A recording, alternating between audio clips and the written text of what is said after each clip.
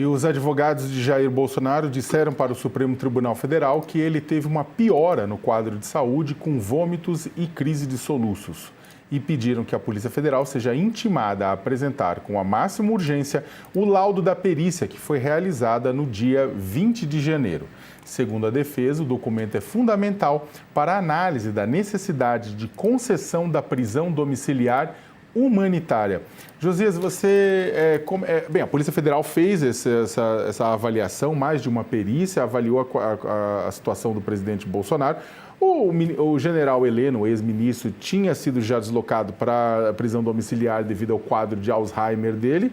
E agora a defesa de Bolsonaro insiste, como vem insistindo há muito tempo, que Bolsonaro tem o mesmo caminho indo para a domiciliar. Você acha que tem espaço para isso e quais que são os impactos disso? Quer me parecer que cedo ou tarde o Bolsonaro vai acabar obtendo autorização do Supremo para ficar preso em casa, né? Agora, se nós formos levar em conta essa retórica da defesa do Bolsonaro, seria preciso imaginar que a essa altura ele estaria num leito praticamente imóvel, porque numa petição atrás da outra, a defesa vem sustentando que o quadro do Bolsonaro, o quadro de saúde dele, piora dia a dia, né? Esse discurso que vem sendo adotado já antes mesmo da condenação do Bolsonaro no Supremo, a defesa já antecipava que pediria prisão domiciliar para ele, né? Desde então, ele vem sustentando, olha, o quadro de saúde do Bolsonaro é precário, ele precisa de um tipo de atenção que só pode ser provida se ele estiver em casa. E depois que ele teve uma queda na sala em que ele se encontrava na Superintendência da Polícia Federal, aqui em Brasília, o discurso se intensificou, né? Ele foi atendido ali no Hospital DF Star, depois disso fez até uma cirurgia, agora volta a carga à defesa dizendo, olha, o quadro piorou de novo. E pelo relato que foi repassado pela Secretaria de Segurança do Distrito Federal ao Supremo Tribunal Federal, o Bolsonaro está bem instalado, mais bem instalado agora na Papudinha do que estava na sala da Superintendência da Polícia Federal. Ele tem um espaço ali de quase 60 metros quadrados à sua disposição, recebe visitas diárias de médicos, portanto está recebendo a assistência necessária a um preso com as suas condições de saúde.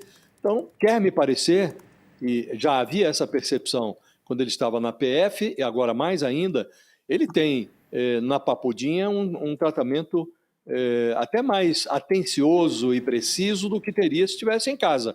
Eu sempre me lembro, Sakamoto, de quando o Bolsonaro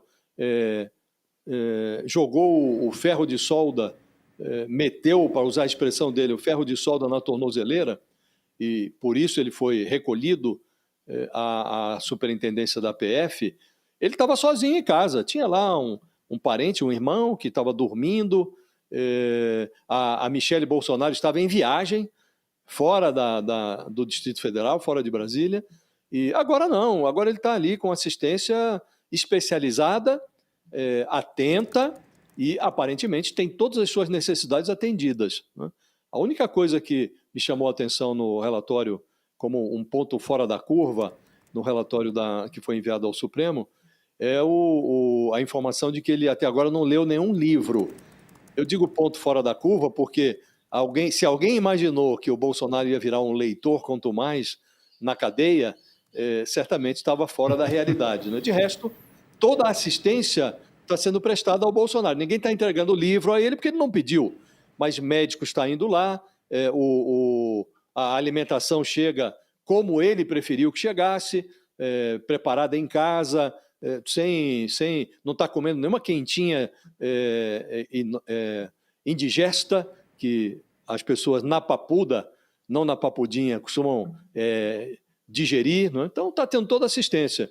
Agora, em função da pregação dos advogados, e dependendo do laudo que a Polícia Federal vai fornecer, ele pode obter a prisão domiciliar. Agora, essa lenga-lenga, esse lero-lero de que a situação dele está piorando e que isso tem que ser urgente e tal, isso a defesa vem dizendo desde antes da condenação, né? Então, não surpreende.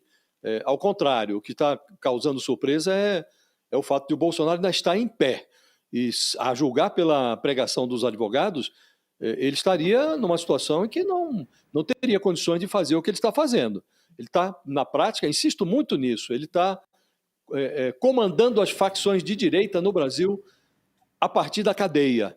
É um comportamento que líder de facção adota quando é preso, né? Bolsonaro está, na prática, comandando os seus devotos a partir da cadeia. Alguém que está com um quadro de saúde gravíssimo, cada vez mais grave, não teria condições de fazer isso.